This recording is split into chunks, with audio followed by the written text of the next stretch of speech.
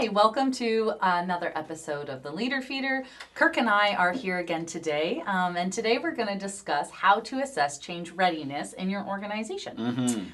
So Kirk, maybe we could start off today by what does it mean when we say change readiness? Like what are organizations, what's that mean? Yeah, it's one of those, it can come off as one of those terms that seems very vague and kind of cloudy, right? So change readiness essentially talks about how ready is your organization and the people in your organization for change. That's really what it comes down to. So, if you want to bring in some sort of change initiative, or small or big, how ready is the organization and the people in it to handle that change, to tackle it. And when we're talking about it often as a leadership development company, we're talking about training, right? When you bring in someone to do training, or when you introduce some kind of training is a change, right? Because you're going in and you're saying, here's how you currently do everything. And after this training, I want you to do things differently. So even though a lot of people wouldn't think of training necessarily as change management or a change initiative, it really is, because you're saying, now that you're done the training, I want you to do things differently. So we have to think about, within a training environment or a training maybe dimension, we have to think about, is the organization change ready relative to the training? Okay, so you're saying is the organization change ready, but you're also looking at aspects of the frontline leaders that you're wanting to, so you're looking at both of those things? Absolutely. Is the team that you want to train ready for all these changes, but also on the other hand, is the organization also ready for change? That's what you mean by that? Yeah, because when you think about an organization is the people. Right? When it comes to change, yes, there's I the was systems. kind of thinking the organization as in the upper management or the people organizing the training and things like that. Yeah, it is that too, right? So at the end of the day, it is all of the levels of management, it's all of the levels of frontline workers, it's supervisors. But you're right, there could be that specific, the specific team or department or level of managers or leaders or people that are getting the training. So that's one way to look at it. And then you're right, the organization could be everybody else. Right. Because if I train one group of people, depending on what I'm training them on, I'm going to expect them to do things differently, and that might have a domino effect where I'm expecting the company to be to be different after that. And so it's not just about the specific people receiving the training. It's what's the trickle or ripple effect of everybody else in the organization. How does this training affect them as well? Okay, and why should or would that matter to the organization? To make sure that their teams are ready for the change that we want to make. Yeah. So I went to a conference a few months ago, and one of our presenters at the conference, she's really wonderful. Her name is Dr. Elena Schlata, and she focuses on measuring training and learning, all about how to measure these things. Because for a long time, they were these really abstract things, and we just talked about, go in and do the training, and people are going to go, great, that was an awesome session. But then you want to always note, did we actually change things? Did the organization actually change? Are people doing things differently? And so she focuses and really highlights how to measure the change, how to measure training, how to measure learning, right? And so in her presentation at this conference, she talked a lot about how change readiness, what that looks like and how to even measure it, but also why it's important. And what she was saying was, if you want to bring in training, that's all well and good. But if people aren't ready, and if the organization as a whole isn't ready for that training, then when we talk about an ROI, when we talk about a benefit from the training, it's going to be reduced. And what I mean by that is, if you want to introduce a change, but no one's ready for it, then it's going to fall flat a little bit because you haven't prepped the people for it. People aren't kind of mentally prepared and maybe not even more logistically prepared to take on the new change. For example, if you're going to introduce a new piece of software, okay, and that software requires new computers, and you say January 1st, the new software's taken flight, but then no one has their new computers January 1st. You can launch the software January 1st, but no one can roll with it. Right. And so it's going to be this very disjointed, kind of stilted or disconnected experience. Instead, you have to think about change readiness in that specific example would be, okay, if we want to deploy this new software come January 1st, then that means we have to have the computer set up before that so that everybody has the computers they need, for example, to run the software. So that's where change readiness and an organization being change ready is important. Now, we're not talking in our kind of realm about software usually. We're talking about training, and we're talking about handling conflicts differently, and we're talking about how to give effective feedback in a different way than the organization might have been doing previously. So we're talking about generally people skills. Okay. But it still applies in the same way. If the culture of an organization is a certain way, and you're going to introduce this training to try to change that, but you haven't really prepped people, you haven't put the systems in place to make sure that after the training the message is sticking, then it's going to fall flat. Right. And that's where being prepared for a change, aka training in this case, is so important. So when we're looking at people skills, like in our realm of what we do, training people, like you said, how would you know if your team was change ready? Because I imagine that would probably be a little bit difficult when we're talking about the soft skills side of things. But how would you know if your organization was change ready? That is a really good question, and I think there's a sort of an easy answer, but then there's also it's also a little bit difficult. I like not making it easy. Yeah, right? You never make it easy on me. So one thing that Dr. Schlata was talking about is, training effectiveness predictors. And she had this really great list of these training effectiveness predictors. And some examples are, is the whole company aware that the training's taking place? Are they aware why it's taking place and what the benefits will be of that training? Or is it sort of the specific people being involved in the training are told about it, they go off and do their training almost sequestered, kind of hidden, and then they come back and they're supposed to affect change. Right? Does everybody know? Do their direct reports know that they're doing training and why? Do their managers know that they're in the training and why? Is senior management not only aware of the training, but are they supportive of the training? Do they believe that this is worthwhile? Are they getting any information on the training so that afterwards they're all speaking the same language? Are there incentives in place for the learners to take the training? Not that there always has to be. Sometimes it's training that comes because the trainer or trainees maybe have requested it even. But is there any sort of reason that the learners should go, I want to do this? And that kind of ties into the next piece, which is what is the motivation of the learners? And is there any motivation on the part of the learners? Or are they just being told? Yeah, are they being kind of forced to take the training? They have to? Or was it their idea? Was it them going, we would really like to get better at communicating with our teams. That would help make our lives easier. So these are all examples of what Dr. Schlata would call training effectiveness predictors. And what she's saying is, I don't know that there's a particular threshold, to your question of how do you know they're ready? I'm not sure there's a particular, level where you can go, okay, now they're definitely ready. What I think we can say though, you can set the stage, and I think you can say, okay, the more of these things we have in place and the better they are, the more successful the training will be. Because again, this is, training effectiveness predictor, not training success, not to say specifically it will be successful or it won't.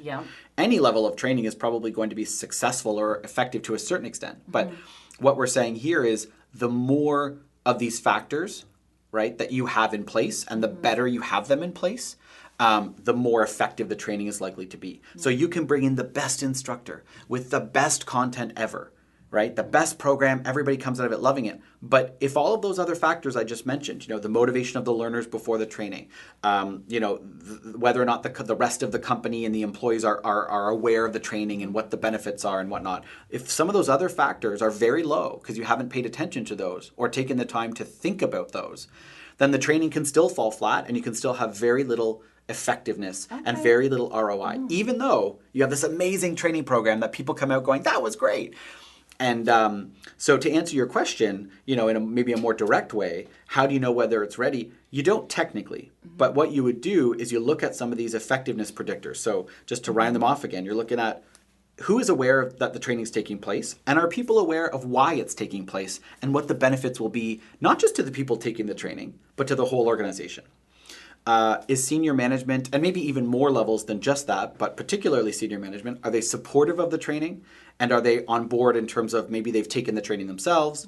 Maybe there's sort of a manager overview so that they know what they need to know relative to the training.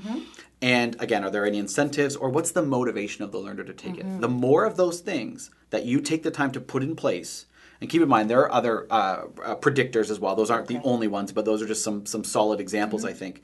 The more of those you have in place, the more likely the training will be effective. Nice. I really like what you said about the motivation of the learners, because I feel, just as you're talking about these predictors, that the more that you talk about it and make people aware of the training and what you want the training to be about and what you want them to learn, even if you told, Sally, you're going to take this training, and she says, okay, but then you say you're going to learn all these things, or not just one, you probably wouldn't just be talking to one particular person, sure. but hey, team, you're going to sure. be learning all these things. No. Then I think you're actually motivating them more, whereas maybe they thought, oh, I didn't realize that was a communication problem. I didn't realize that these frustrations I was having may be linked to, communication, or maybe linked to other things. So I think the motivation factor one really stuck with me, because I think that would really help the team understand. If you're letting everybody know what's going on and what's happening, then they're going to be like, oh, yes, I want to get a little this bit excited. Training. Yeah, they'll get a little excited. And not even just talking, in addition to talking about the benefits, also talking about sort of what pain points will this help? Because most training comes in to solve some sort of a problem. Exactly. That's usually what happens, right? We're not just coming in to come in. Yeah, it's not, we're going to improve your communication skills. It's that, and here's why that's going to make your job as a leader easier or less stressful, right? Or it's going to make your communication more effective, which means that you'll have miscommunications less often. And we all know how frustrating a miscommunication can be.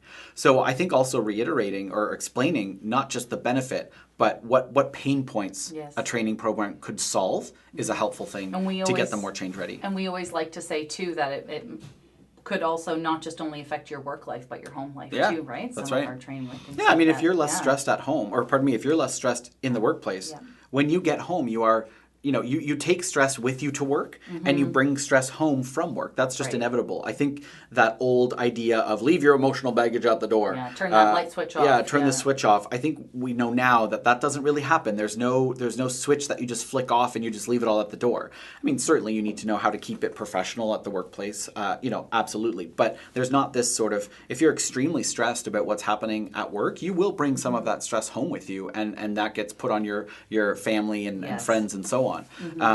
So if you're doing this training and it's making people feel not only better about their work, it's also going to make them feel better about their home life, or rather the stress they're not feeling will translate into less stress at home. Which y'all really like. Yeah. Yes. So we were talking about, or you were talking about the predictors. So you listed off these predictors. What kinds of tools could, say, managers use to implement or use these predictors? Like, are there tools that managers to use to kind of assess how change ready they currently are? Yeah. There's you could say there's a whole whack of them, right? You could take, for example, you could do a survey, right? You could do a survey to talk about how motivated people are to learn, or what their current skill gaps are, because that's one piece. Is if you bring in training that nobody thinks they need, they might not feel like it's very relevant. Yes. So if you can assess people's skills and say, oh, it sounds like you folks are struggling with giving feedback in the moment. It sounds like it's something that you're struggling with. Then when you bring in training for that, it's going to be, you folks took the survey or the assessment, we identified this as a group, so it's now something that we've brought in. There's a sense of, oh, they're answering our needs, they're meeting our needs, versus me coming in and saying as the manager, I've noticed that you folks aren't giving feedback, so we're bringing in training to get you better at that. It's sort of like, if a learner can identify their own weaknesses or areas of improvement, they're probably more likely to buy into training or any sort of learning that's going to help them get better at that thing, rather than someone else identifying what they're not good at and saying, you need to work on this or you need to get better at that. Now, that's not always a guarantee that that's how that's going to work, but in a lot of cases, if they can identify it for themselves, or again, through a survey where they go, oh wow, 60% of us leaders at this level have identified that, we struggle with managing conflict. Clearly, this is something that as a group we feel we want to get better at. So that's one way. I mean, I think another way when it comes to sort of involving your team and motivating them is also just conversations, right? So if I say, Suzanne, what do you think that is something you want to work on? Where could you get more support? Where could you get more help? And those one-on-one conversations can also be a way to gauge not only whether people even want the training, but how ready they are for it. And then I think something that you might think about when you're talking about, how can you assess how change ready an organization might be? You could think of the past. You could look at the past and go, what training or initiatives have come through in the past and how were those received? What changes actually took place following that training or that change initiative? The past is not always a predictor of future success. but it's at least a way to go, oh, every time we brought in training, it's kind of fallen flat. Let's try to diagnose why that is so we can do a better job this time. So it might be that, oh, well, we don't tend to give a lot of communication or much of a heads up leading into it. It's here and suddenly people are being pulled into training. Oh, so maybe one thing we can do better this time is we can give them more notice and share more information about the training leading up to it. Okay. That's an example. So I think conversations, getting people's input is one really good way. Okay. And I think also looking at what you've done in the past or what the organization has done in the past and how that's either worked for them or maybe hasn't worked so well, to then go, okay, if we do the same thing we did before, we're probably going to get a similar result. So what can we do differently to get a better result? So ultimately, like you said earlier, we're bringing in training because there's issues that companies want to solve, right? So how can leadership positively influence change readiness and support that transition? Yeah. So I think the biggest thing, and we've talked about it a lot already, but I would go back to it, is communication. So to support the transition and to support a positive reception of the training and of the changes, to communicate. Communicate as much as you can about it, as sort of as early as you can. Okay. So letting people know that this training is happening, letting people know why it's happening, letting people know the benefits, and again, not just the people who are taking the training, but probably all of those involved. So that could be the direct reports of the people taking the training. It could be the managers of the people taking the training, so that everyone's in on, oh, this is what we're going to get out of it, instead of, again, just communicating to the people who are doing the training. So that's my first piece.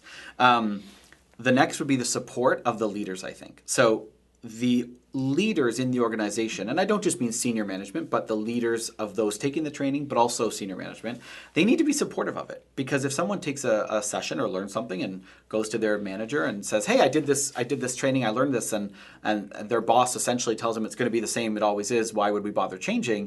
Then what was the point of the training? And that person is going to feel very demotivated. So I think making sure in advance that you're doing what you can to make sure that there's support from management at all levels of the training and what the messaging is for that. And then I think the other thing is involvement. So this is something that should probably happen before you really bring in the training, but involvement as to what should we get training on? What are your areas for improvement? What are the things we want to focus on or work on? So those three things, I think the involvement of those that will be in the training, so there's buy-in. I think communication to the participants as well as those around them about what the training is, why it's happening, so on and so forth. And getting the support of the leaders and the management so that the training is well received and there's that continuity afterwards. It's not just this one-time event where the training happens, everybody goes back to their job and it's status quo. Awesome. Okay, so that sounds like we have some great ideas. Sounds like there's a little flexible plan there that people can kind of use to see if their organizations are change ready. It was good to chat today. I hope our listeners got some good information about how to assess if your team is change ready. Thank you so much, and I hope you have a great day.